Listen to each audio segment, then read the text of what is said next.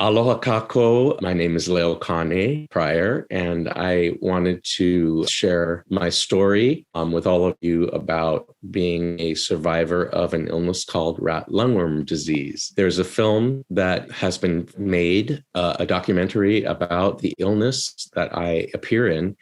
And I wanted to take my opportunity to talk about the film, but more importantly, also to share my story about how this illness impacted my life, the challenge of it, and to share information so others don't become ill with this, whether they're in Hawaii or elsewhere in the world. It is an illness that is moving around the globe right now, and to do my part to make sure that others don't go through what I went through.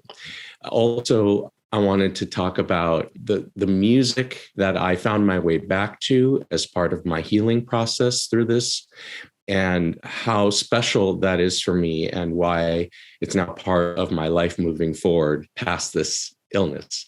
If you're interested in the film, there'll be a link in my bio that takes you to the website of the documentary where you can find out where it's airing. It's already begun to air in the mainland, and in Hawaii, it'll air in November. All the dates will be in that website, as well as more information about the film. So that will be in my bio for you. Today, I'm very happy to have with me my dear friend and also my artist manager, Aurora.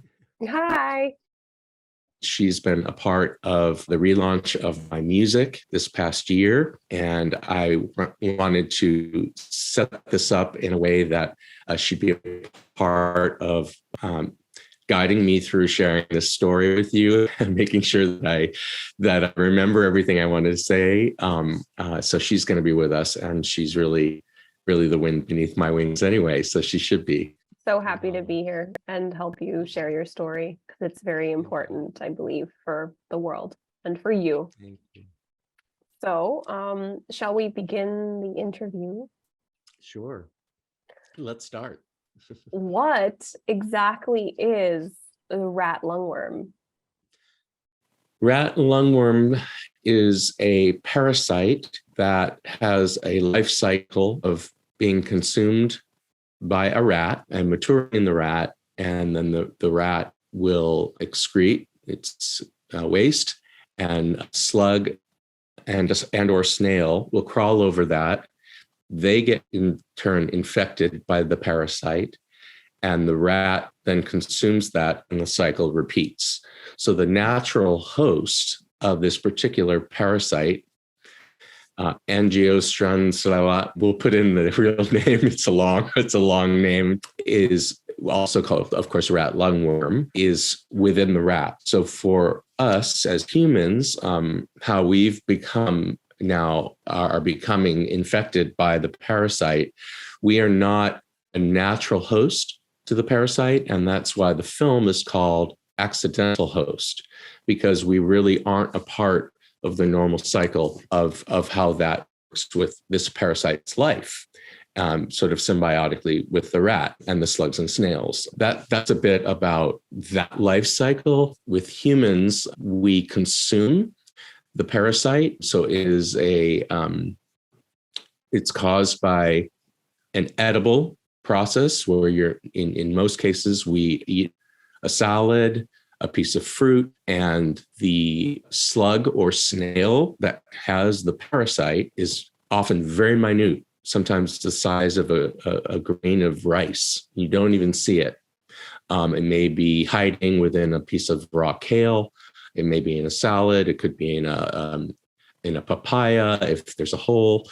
So there are different ways, but that is how we become infected humans with the parasite. Once it's inside of us, because we're not a natural host, the parasite doesn't know really what to do or where to go.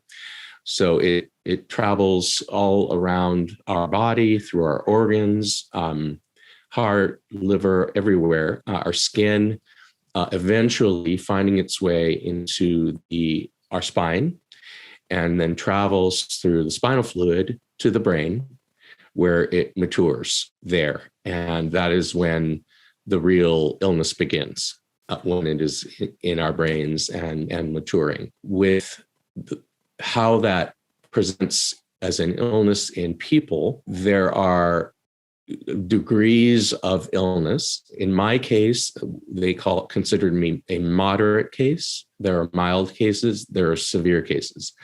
And that can really depend on the parasitic load, how much parasite you're consuming when that happens. In Hawaii, as opposed to Asia, there's a certain specific slug that's come to the state of Hawaii that is not native to Hawaii. It came from, I believe, either Costa Rica, somewhere, in plants that were shipped to Hawaii Island. And this particular type of slug, they call a semi-slug, it looks kind of like a mix between a snail and a slug, packs a very high parasitic load.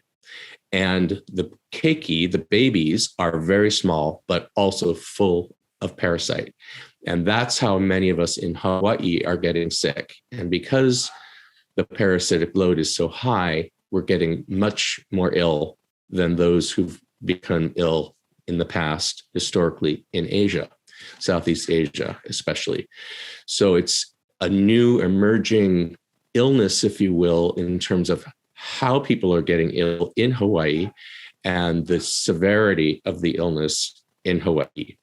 In almost all cases, victims of the parasite, with the parasite making its way to the brain, develop what they call eosinophil, I believe, meningitis, which is when the body wants to attack those parasites and in fact will always destroy and kill them. The question is, how many are there? How much traveling around the brain do they do? Also with the spine. So the effects, the illness, there is a spectrum of how bad it can be, from mild, which is discomfort, nausea, diarrhea, those types of things, to very severe meningitis, the inflammation of the brain. It can be fatal. It can cause coma. It can create paralysis and a number of other sort of side effects, which I can talk about a little bit more later. It's a slug that totally packs a punch, right? And that whole cycle, it's very educational to know about those things. What can we do to prevent ourselves from being infected? I think the first step is informing people. So you're informed and educated, and that goes for little children, because especially the keiki want to put things in their mouth. So teaching children that it's not good to put animals, slugs, fruit, anything off the ground in your mouth. There are programs now in Hawaii where they are educating the children on this entire sort of situation in Hawaii. That's number one. For adults or those who are a little older, then it comes to how we clean and prepare food. Just like any other foodborne disease, let's just say trichinosis or salmonella, or we've always lived with foodborne diseases. And it's just a matter of knowing how much to cook something, right? So in this case, it's educating yourself. I won't go into all the details, but on washing produce, especially anything that's going to be consumed raw, both produce, fruits, and vegetables need to be very, very thoroughly washed. There are some things you would probably want to think about not consuming it at all raw. For instance, I mentioned before kale, because of the curliness of the leaf and the ability for the small slugs and snails to hide. Very likely one of the ways that I got it in Hana, because I was a big raw kale eater. You can cook food. Anytime you're cooking a certain amount, that is very safe. You can freeze foods, and a certain amount of freezing will make it safe.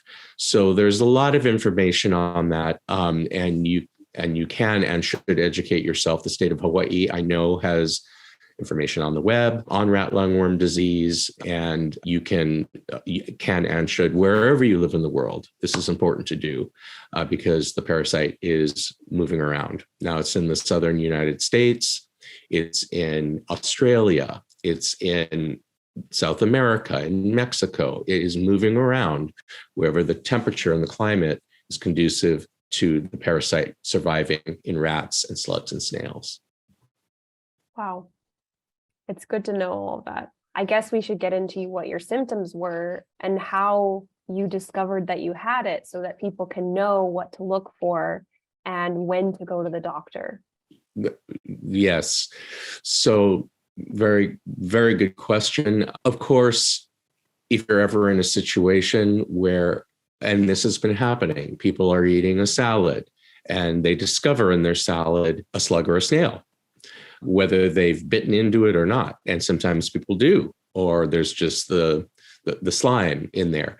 You should immediately see your physician. They can give you right away, can't think of the scientific term, but it's basically an anti-parasitic drug that will eliminate all parasites from your body right away. That is first and foremost.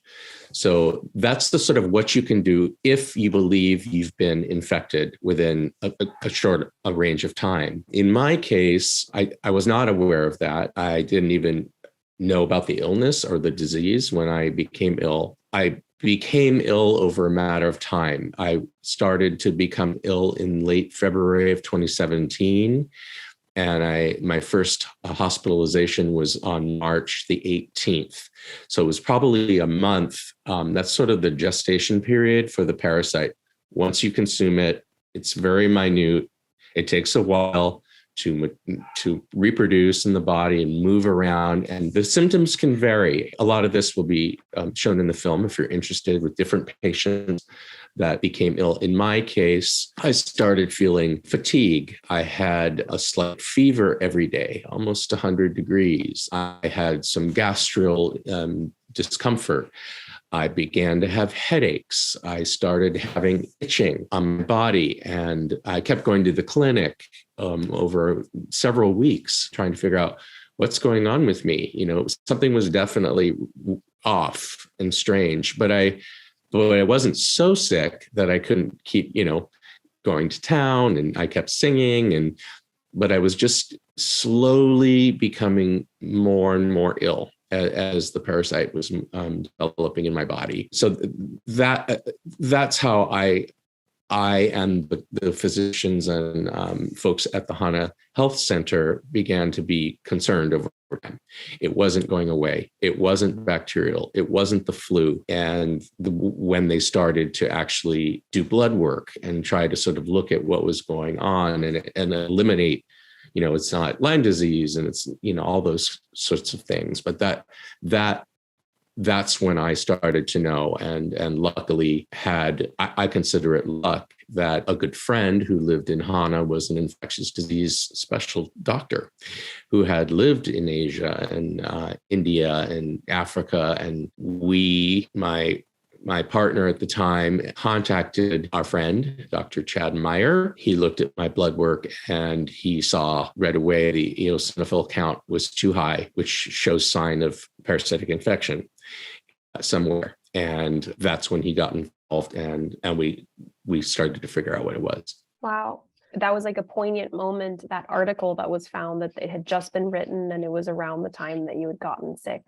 That is what happened. In fact, it was very synchronistic because that friend in Hana called me up and said, and also shot me an email and said, "Hey, listen, I just read this article on this illness that's happening on the Big Island called rat lungworm disease, and I'd never heard of it."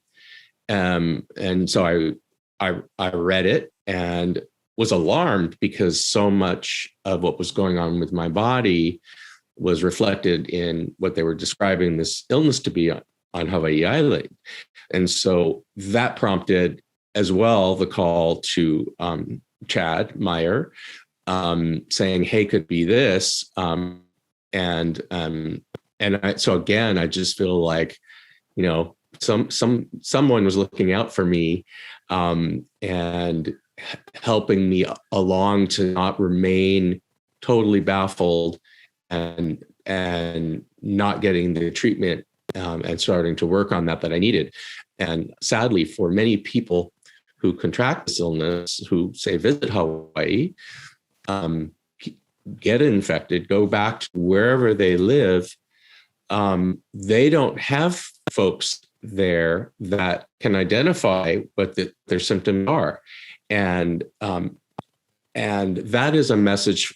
A big part of the film is, number one, spreading the information about, as I'm doing hopefully through this interview, about this illness, that it exists, where it is, how you get it, wherever you live, wherever you're traveling, and also for the medical community throughout the world to know when this illness is presenting to them, so they don't think someone is crazy, saying, there's something moving around my skin, and sending you home with, some kind of skin ointment, that, wherever you traveled, what did you eat? And starting to test for this early so they can immediately begin the regimen. I didn't finish before, but the treatment for this, when the illness progresses to a certain point, is the best they know so far is steroids, which keeps inflammation down in the body, particularly the brain, where you're having the meningitis, the swelling of the brain, which causes so much damage. So they also can drain fluid and do spinal taps and all those types of things to reduce pressure of the inflammation caused by the battle that's going on with the body parasite. I'm sure that's really helpful for a lot of people to know, because probably it's happened to so many people where they visited somewhere and they come back and then there's these mysterious symptoms and the doctors are like, well, you're just a little bit crazy. And it's a really important thing for people to take action immediately, right? It's very important that the longer you wait, the worse it gets, because the worse damage that it can do to the body and the brain specifically, and I think neurologically. So it's very important that you take the medicine immediately, even if you have an inkling of contact with the slime or anything. Definitely. If you're aware and you realize you may have been at risk, like any medication, anything we're dealing with now, to jump on it.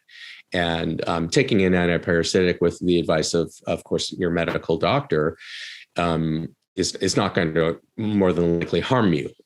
You just will lose some parasites. But they'll be able to determine, and especially if they do, the determinative way for them to really, really diagnose that you've been infected right now is only with a spinal tap, where they take the spinal fluid, which they did with me because I had an advocate that insisted at my memorial that they do that. And in fact, in my spinal fluid, they found both eosinophils, which are not supposed to be in the spine because parasites don't go in your spine. That count was up, but also then sending it to the CDC, where they track the DNA of the parasite and determined that was in my spinal fluid. Doctors around the world, if they suspect rat lungworm, then they can immediately do that spinal tap and determine if you've been infected and apply the anti-parasitic. I'm not a doctor. This is my understanding. Of course, you'll consult with your doctors and educate yourselves. But this is my understanding as I know it, having been through what I've been through. And I'm sure that the science will develop and the treatment might develop as if possible. This is like kind of the beginning stages, and this is kind of like immediate there's emergency, and then hopefully there will be preventative in the future and something kind of like that would be very helpful for people. We hope. So it's very important to go to the hospital and to get assistance. Yes. This is one of those things that it's very important. Yes. I was going to just add to that also that I know they're in the stage of trying to develop a blood test that will be obviously much less invasive than a spinal tap, where you can immediately be tested, immediately know, and immediately get, what you need. Or, like anything, you're traveling to, say, Mexico, and you're taking your, in case I get Montezuma's revenge, you've got your capsules. The first sign of, that, and you take what you need for traveling to an exotic tropical place where there's lots of slugs and snails, and you're eating lots of salads. Hopefully we'll move in this direction. So just become something that we manage like that. Wouldn't that be great? Yeah. Yeah, it would. So you were hospitalized. What was that process like? The first time I went in the hospital, I was there really 2 days because they, once they had determined what I had, I'm doing many, many tests, and of course the spinal tap, and getting those results, and putting me on steroids. At that point, because I was what they call a moderate case, I wasn't in a coma. Home recovery and sort of being monitored at home was where I went, and where I did, if you will, go through the process of going through the illness, which was quite lengthy. And I was lucky to have my partner taking care of me, my family. My sister flew from Texas to take care of me. I had 2 really close friends who flew from Oahu to take care of me. The Hana community, every day, someone, sometimes several people, dropped off food at our house to help us. The community was so loving, compassionate, and caring for me and my partner. And it was, in that sense, I was in great hands. I mean, there's nothing more to do than have the body go through its process of trying to combat this thing, and trying to, continue to eat, sleep as I could through horrific pain that I went through. I also had acupuncture, Chinese medicine, with a wonderful Chinese medicine doctor in Hana. So I was well cared for. And of course, Dr. Chad Meyer was also in Hana, who was at my bedside. So that's how I wrote it out. I wanted to add this part of my story, which is very important to me.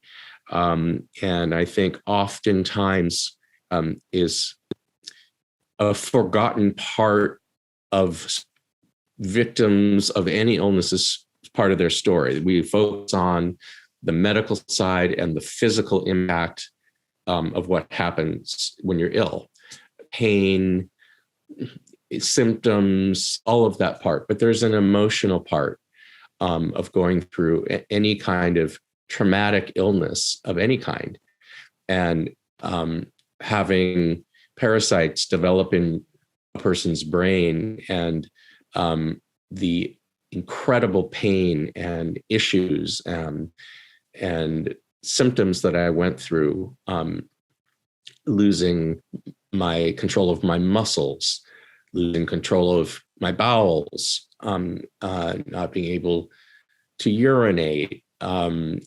excruciating pain in my skin, excruciating headaches, fear.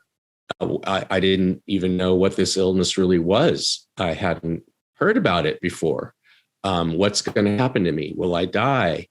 Will I be paralyzed for life? And so there was a whole trauma going on simultaneously to the physical part. And I wanted to share about that because it's important for that part of recovering and healing, whether during the illness and or after, to be, I feel, addressed, certainly with myself. And I have been fortunate after I had, let me back up. So I was hospitalized a second time nearly 2 months after the first hospitalization, as I struggled emotionally with being ill, with an ongoing illness. I couldn't sit.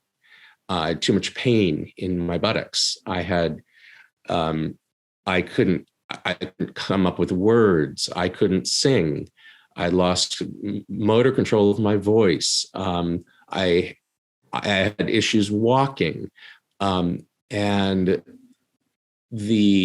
I was on a lot of very heavy duty medication, painkillers, opioids, and anxiety and overwhelm and emotional overwhelms began to build in me. I really, really had a second phase of that illness, which resulted in a major depressive disorder, where I needed to be hospitalized for injury related to my brain and my chemicals, severe depression and anxiety, to the point where I needed to be hospitalized and put under a different level of supervision by psychiatrists who thankfully dialed in medication to balance that part of my brain.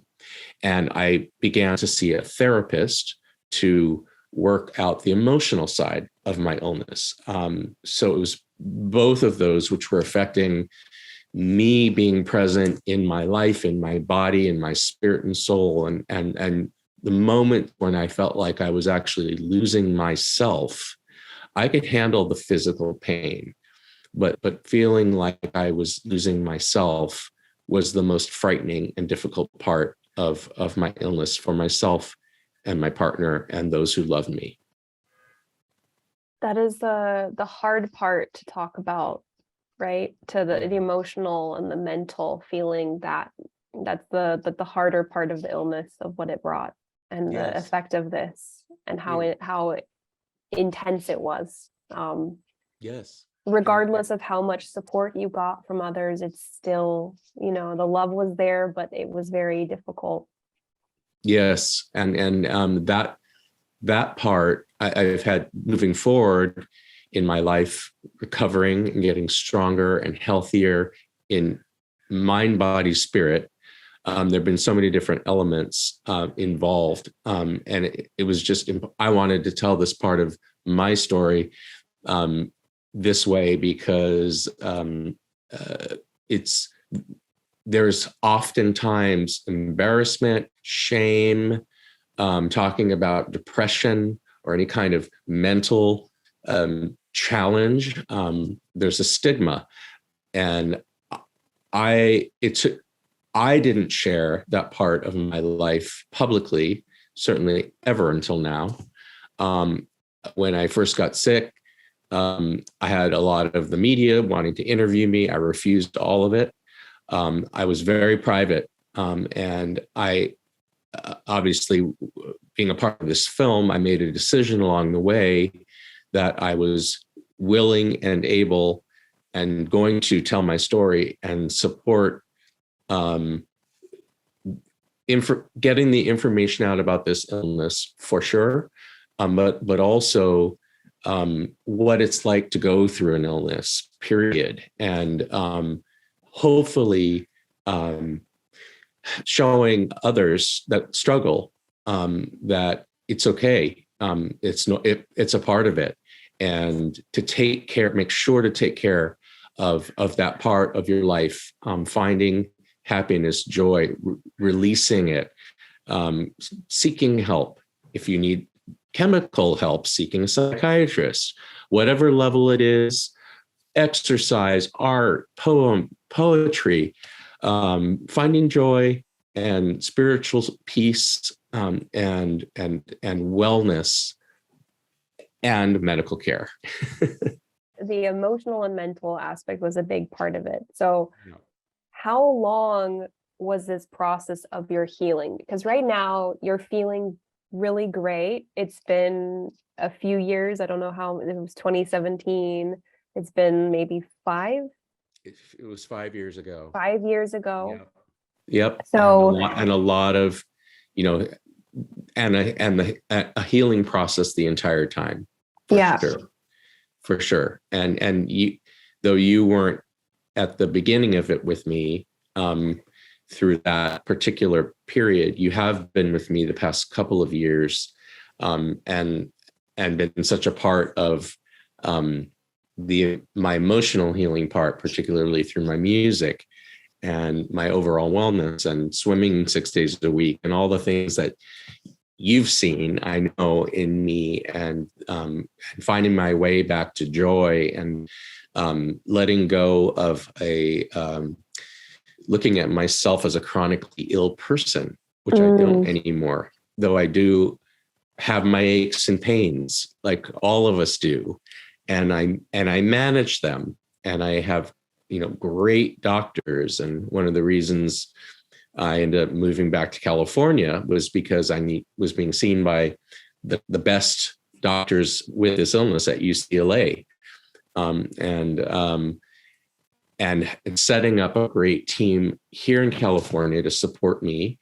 I also have a psychiatrist. I have a therapist. I have a workout regimen. I have my music, my friends, my family, being very careful and mindful of being committed, and staying in a positive place through an illness. And I hope that those of you out there that are struggling or have had a similar situation, there's something valuable in what I'm sharing. Everyone will get something very valuable from what you're saying. I really believe it. So the illness even affected your location of where you were choosing to live, because you were in Hana when you got ill. And so you were having to drive hours to and from the hospital. And that was also an additional toll. So when living in certain parts of the island, it's harder to gain access to certain health cares because of how far you are. So that was a part of. Definitely it was a part of it, and a challenge, as it is for many people in remote areas, many people in Hana, which I especially know, having lived there for so long, whether they have any kind of a situation needing to travel. And I did, and it was difficult. And we had come, my partner and I, back to California, where we chose to stay once COVID hit 2 years ago. And also because I was being seen by so many physicians here, and it has made a more gentle life for me, for sure, to be here now, to have that challenge and stress removed. So I have wonderful people caring for me, and I'm able to move through a lot of the really difficult parts of illness and move into the joy part. and also, as it turns out, I mentioned, finding my way back to music, which had already happened in Hana. That was a big part of my healing. Finding my way back to the earth, to Hawaii, while I lived in Hana. I've only been back full-time in Santa Barbara for a little over a year. So the majority of the last 4-5 years was healing in Hana. The people, the place, the land, the ocean, the animals, the birds, the music, my family of musicians, CJ, Uncle Boise, Auntie Carol, Annie, Ululani, all the beautiful, loving people around me who, when I couldn't sing, said, just come anyway and just sit in the chair. And you don't have to do anything. Hang on a second. So wherever you are, recovering from illness, allow those who love you to surround you. It's easy to retreat. It's easy to hide, just sort of, escape into television or whatever. But I was lucky there to find my way back to the earth and back to my music. And for that reason, that is a reason why moving forward in my life, it's so important to me now through music to give back again to what has given so much to me, both Hawaiian culture through the music, but where the culture springs from, which is Hawaii. And it's my mission, it's my goal. It gives me strength every day to do my part. Or you've been a part of this too, in this project, this album you and I have worked on with Jim Kimo West and released, Lungworm. Its mission to share about the beauty through stories and songs of native Hawaii, native Hawaiian plants, birds, places, and do our part to protect Hawaii for forevermore and the culture has sprung forth from it. So some wonderful things have come from this challenge for me. And I'm holding on to those very strong, and they ground me. I'm so happy to have been a part of Lani Huli, the producing of the CD. I'm so happy you just got into your music again, because your heart and your being and your voice are so pure and so uplifting for people to hear, and often bring people to tears. And I mean, your story is really amazing. You were born in Hawaii from an immigrant mother, even. Yes. And so of all the places she could have ended up was Hawaii, and to have you there, it was almost like you were just meant to be in this beautiful environment. That's when I took my first breath. Spent my childhood swimming in the spring waters at Kapunaho. Something got in my skin, this haole boy. I was always had a love affair with Hawaii. And I also wanted to acknowledge and recognize Kimo West, who not only was UCLA in Los Angeles for me, but Kimo lives in Los Angeles. And Kimo's had a love affair with Hawaii his whole life. Much of his adult life, I should say, probably 40 years. He's been traveling to Hana. Of all the places, the very first time this boy comes from, originally Canada, then Florida, he lands in Hana, not Kahului, not Waikiki. And immediately it goes to I love the story. He goes to a house and there's a record player. This is a long time ago. And he puts on a slack key record, a pahinui, one of them. And he's a guitarist. And suddenly he's like, Hawaiian slack key, in love.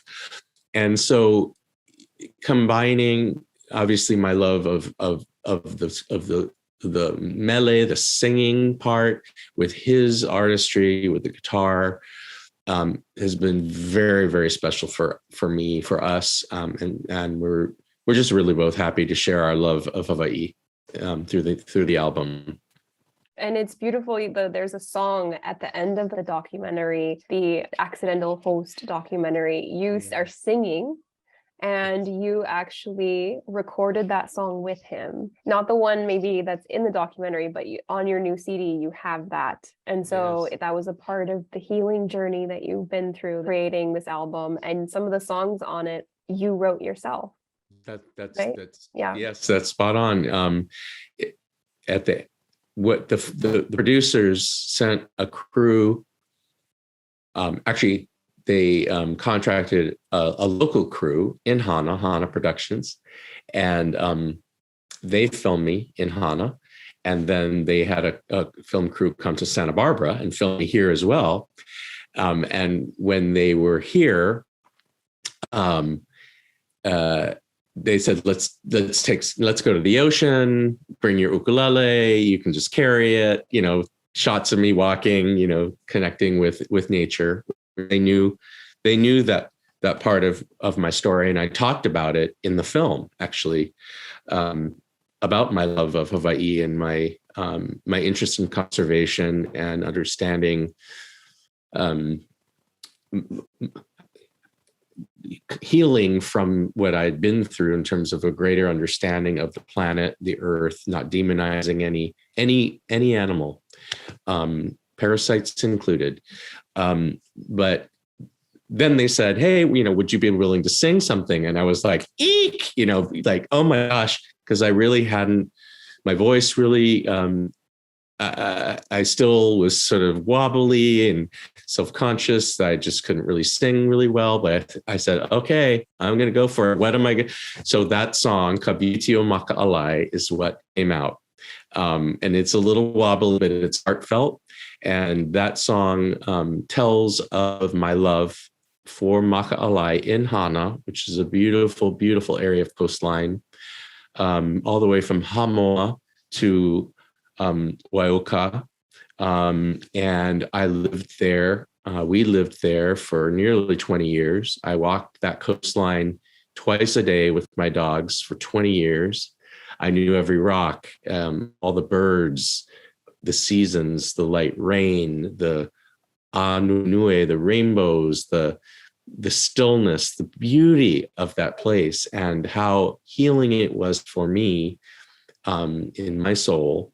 And that was a song I wanted to sing. And so when Kimo and I started to create our album together, I had already recorded that song once before on an album with my dear friend CJ Helikahi, No Kapueos, that album, which we'd done 10 years ago. And it's a beautiful recording. And I love the fact that I did it with CJ, and it's our version. But a lot has had happened to me, to myself, to my love affair with Hana, my healing, having moved from Hana, the bittersweet wisdom that I felt about the area, and I wanted to re-record it with how I am today, what that place has done for me now, and I think this version really reflects that. So I'm really happy. I hope you'll all listen to it. There's a beautiful video, Aurora edited and helped produce. It's on my YouTube channel, Kabiti o Maka'alai, showing gorgeous drone footage shot by Tom Johnson in Hana.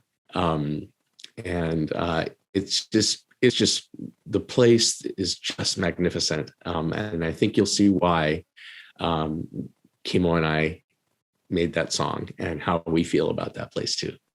Yeah, it's beautiful. And I'm so happy that it made it into the documentary and that it's there, because your message of what happened in Hana, what's happening with the imbalance in nature is a part of it. You were so connected to the planet, to Earth, and your music reflects that. That was just like a full circle song for you. It has such deep meaning. You wrote it, it's in Hawaiian, and it's beautiful. The lyrics are amazing and the sound is amazing. And we'll put the links of everything that you're talking about down below this video so people can easily find everything that you're referencing. Thank you. And I also want to, speaking of the lyrics being beautiful, make sure I also acknowledge Kaliko Beamer Trap, who is a kumu olelo Hawaii. He teaches Hawaiian. He's been a dear friend, mentor, and always has worked with me on every song I've written and every song I actually record, because it's important, very important to me to do my best, even though I'm not a fluent Hawaiian speaker, to have the language presented as beautifully as I can, poetically correct, grammatically correct, and pronouncing it as best I can. And Kaliko really, really lent his poetry to Kabiti o Maka'alai. So mahalo, Kaliko. olaloonline.com. We're going to put your website in there. Everybody learn Hawaiian. He's amazing. Keep Hawaiian language alive. You can virtual beam into his classroom. It's incredible. Beautiful, beautiful language. So much is captured in there. It's a rich language that I think many people could appreciate. We'll make sure we put his classes and his website online for sure. How has all of this experience and everything transformed your work life and your daily life? Good question. Let me just quickly back up. 20 years ago, when I first started singing, especially professionally, and recording and releasing albums long ago, was when I first discovered the crisis of the environment in Hawaii. I had no idea back then that we were losing so many species, birds, plants, especially the natives, with invasive things that had come to Hawaii, guava and, mosquitoes and pigs and all those invasive animals that didn't ask to be brought there, but were. And suddenly the native forests and the native oceans were being assaulted. And I became involved at that time in the first sort of major project for me, which combined my music with conservation, was a project called Maoli No, which was a partnership between the Nature Conservancy of Hawaii and the Mountain Apple Record Company. And a video was made sharing this important message through music and visual to let people realize what was happening and give people the opportunity to make a difference with protecting our native Hawaii. And once the genie was out of the bottle for me, it always remained in my music through my whole life. I was always drawn from that point, or paid attention to, I should say, the native species in the stories of the songs. And when I had a chance to perform, I would talk about that with the listener. And I did that in Hana. I did that wherever I toured. There was always a marriage for me with my music and the mission of spreading the word about Hawaii and our earth, because Hawaii is the canary in a coal mine.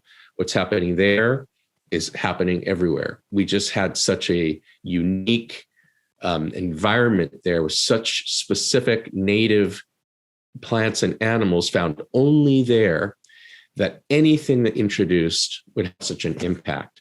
So fast forward to this album that Kimo and I made, having also been through my experience of being affected by an invasive animal called a parasite. This isn't just happening now to plants and animals. This is happening to us. My experience just brought home to me in a very personal way what's happening with native Hawaii. Putting it like, that we're still now losing, possibly in the next 2 or 3 years, many more of our honey sucking native birds, and even more urgency for us to get involved. So now with the album, many of the songs feature native plants and animals on purpose. Manu O'o, even though the O'o has perished. The last was heard in 1987. I sing about the Eva bird. I sing about the Pua'ahihi, which grows at the top of Lanihuli. I sing about Lipoa, the seaweeds that used to exist in Waikiki when I was a child. And Kimo and I feel very strongly about the importance of of telling those stories, and we're also contributing part of our royalties back to the Nature Conservancy of Hawaii to have this music, these islands, and to give back. And that's another way we can give back. And that's just the album. Moving on from the album, in terms of my career now and moving forward in my life in Santa Barbara, gaining my physical strength back to do the good work.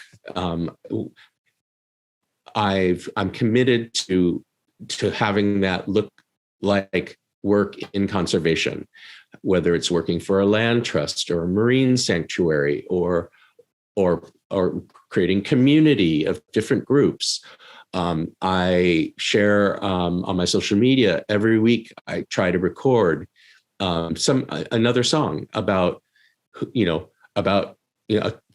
old song about a particular bird that some people don't really think about. Oh my gosh, that's honoring and celebrating this bird, and posting that on my YouTube and putting information about different nonprofits in Hawaii that are doing the good work there, that are conservation groups, so many of them working on all the islands to take care of whether they're birds, marine sanctuary, plants, limu.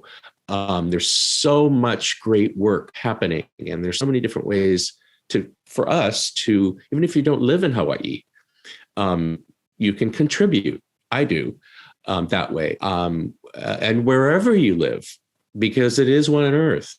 And that I'm hoping that through what I know, growing up in Hawaii, my love affair with Hawaii, that is where I come from, and the songs that I know, and the language, both English and Hawaiian, that I can sing in. But I'm hoping that other musicians throughout the world will start singing about what's native in their pasture and the native birds found there. And all of us can get behind understanding that we need to mālama is the word in Hawaiian, care for. Mālama honua, care for the earth wherever we are, as she is all of our mother. And so if I can do that professionally, musically, talking story at Trader Joe's shopping center, I'm always talking about the beauty of the earth, for sure. I hope that answered your question. I mean, that's a beautiful mission to have, and that's so amazing to have that behind your music. And what a motivator. How amazing how you've transformed such an intense experience, kind of like a dark night of the soul, physically, mentally, spiritually, that you had, to come out of it and have the strength to come out of it and through it, and to create something with this understanding and transmute something into some beauty. You've grounded and integrated it in such a real way, this impact that the earth has had on it. You felt it in your body personally. And so that's the vibration in your music and the heart behind your music.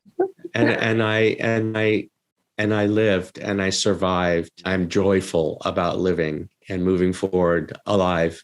And yes, and I'm going to do my part to share that and hopefully inspire others to find their own connection back to our earth.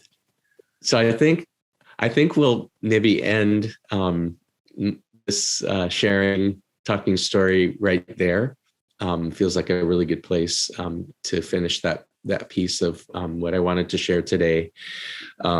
This is the first time I have publicly talked about my experience. I'm happy to do it. I've been kind of waiting for the film to come out, and then ride along with that wave, telling my story as well, especially because I'm in this film, and folks are going to see me and say, "Hey, what's that? What's the rest of the story?" So mahalo everyone. So for listening today, I highly recommend you watch the film. Age appropriate. For real small keiki, probably not a great idea. It is pretty intense. I'm one of maybe 4 patients that are featured. All the information on the film, again, will be in my bio with the link to the film website. All the places, all the stations where it's airing throughout the country, Canada, elsewhere, will all be on that website. But just it has already started to air in the mainland. It will be airing in Hawaii in November, late November. So that's a piece about the film. If you are hopefully wanting to hear our music, me and Chemo, our newest release, which we released on Earth Day, of course, please find it on either of our websites. Mine is leokane.com. It's also on all major streaming platforms, Spotify, Pandora, all that stuff, Apple Music, Amazon. You can find it that way. If you really want to support us, the best thing is please download the song, download the album, leokane.com.